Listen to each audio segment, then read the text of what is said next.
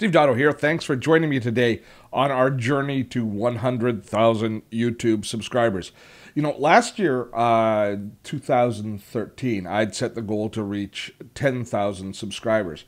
And one of the biggest changes in getting me to that first 10,000 subscribers was something simple and something that all of the experts talk about, but I, like so many of you, probably ignored for far too long. And that was to ask people to subscribe. It's a simple thing, but I thought because my videos were so awesome that people would just want to subscribe to my channel, and it would be much cooler and much better if I didn't ask them and they just organically subscribed. And I paid the price. I had very small early subscription. But once I started to put into each video a request for people to subscribe, things changed very quickly, and I started getting a substantial percentage of people subscribing to my channel. So let me talk about a couple of ways that you can ask for the subscription. And every video that I post, I go through the exact same process with. As soon as I've posted the video, I go in, and I always post it as a private video to begin with, because I don't want it to be seen without all of its makeup on it. So, you know, it's not quite ready for prime time. So I post it up, and I have it set. If we look at the privacy settings, I have it unlisted or private when I first post it, when I first send it up to YouTube. Then I go in and I add the cover art to it, or I add a video slate, which I will talk about in a subsequent video. But then my routine is always, I go right away and I click into the annotation area. And in the annotation area is where we set up the request to ask people to subscribe to our video. Now, if you aren't annotating your video, you're missing out on a big part of YouTube marketing and big part of YouTube channel growth. You have to learn to use the annotation tool, and you have to apply annotations to each and every video that you're in. And those annotations can be a variety of different things. But it's really simple. You've got a timeline of your video, and the playback head goes through, and then your annotations appear down here in this field here. And as you can see, I don't add a lot of annotations to my videos, and I go back in sometimes if I have to edit a video or something new information has come up, I'll go into an old video and I'll add annotations later. It's good for that. But this is the basic process. For me, every one of my videos at the 30-second mark, I put in this little subscribe to our channel, or get more from Steve, or I put in a graphic similar to that one. That's how I do it, is I choose to put an embedded graphic in the video that looks a little bit better. You'll see a variety of different subscribe options. Some people will just put a little text window up, or some people will put up, they'll use an automatic subscribe tool that YouTube has built in, which we'll talk about as well. But this is what I like to do. I like to embed a graphic in, and I put it at the 30-second mark, and then I put that same graphic in at the very end of the video. And sometimes I'll throw it up in the middle, but for the most part, I just put it at the top and the tail of the video itself. Then you have to go in, and at the start of it, you have to find the very where it actually begins, where that video, where that graphic first comes up, where you want it to, where you want your annotation to start, and then you click on this button here that says Add Annotation.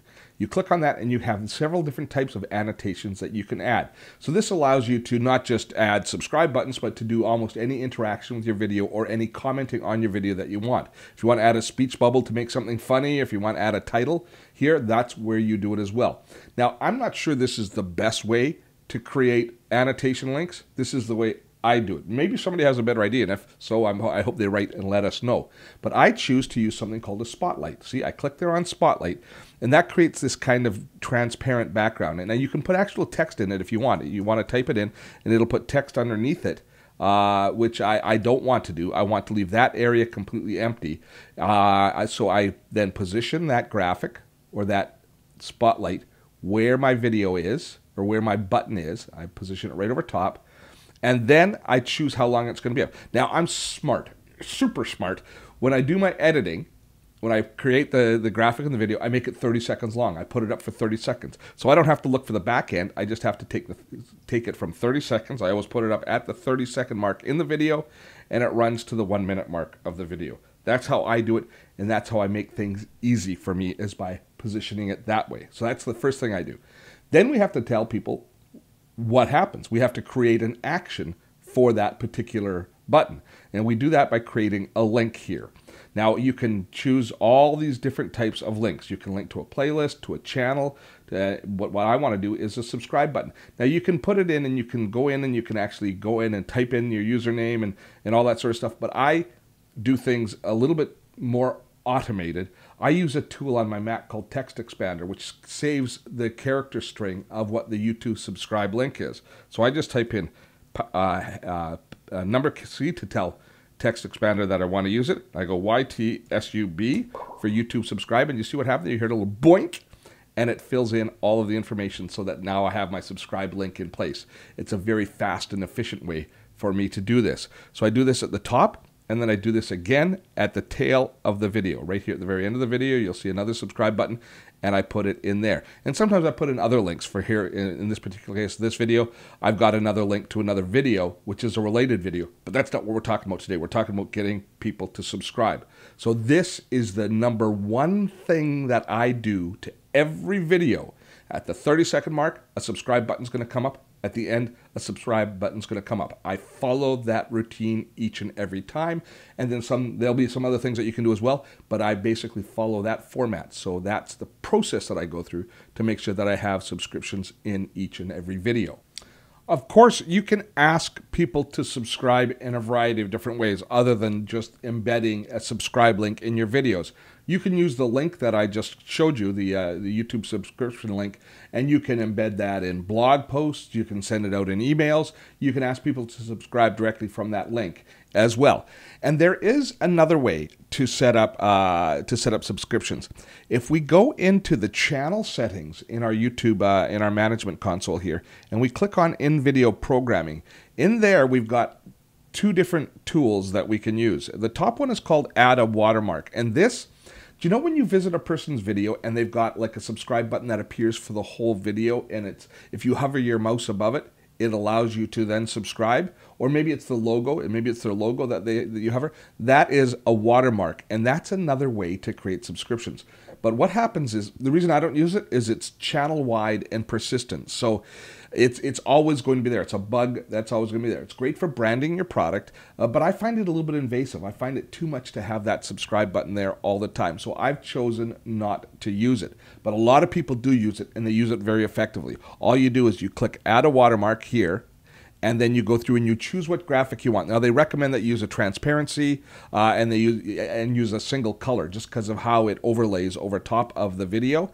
And then you choose that file, you upload it, and then that is going to be positioned there in the corner. And then if anybody hovers their mouse above it, they can then subscribe to your channel. So it does work very well, and I've seen people use it to tremendous effect. I just choose not to use it. Before we leave this, even though it has nothing to do with subscriptions, this is where you can choose one of your videos to feature either at the custom start time within your video or at the very end of your video, and you see it. You'll see it as you reach the end of a video. If you watch it all the way through, they'll be suggesting the next video to watch. That can be a random thing, or you can have it set. So I've got what I consider to be one of my hottest videos there, and I can go in and I can change that at any time if I choose to. So that's the tools that we have in video programming. In the case of this particular story today, the most important one is adding that watermark, which will then give you another option for subscribing. Bottom line is, if you don't ask people to subscribe to your videos, they won't. To your channel, they will, but they will at a vastly reduced rate. There's nothing wrong with asking. If you enjoy this video, subscribe. I've got the subscribe button above me right now. Are you thinking about subscribing if you haven't subscribed? See, it works. At least I hope it works. I'm Steve Dotto. Thanks for spending time with me today.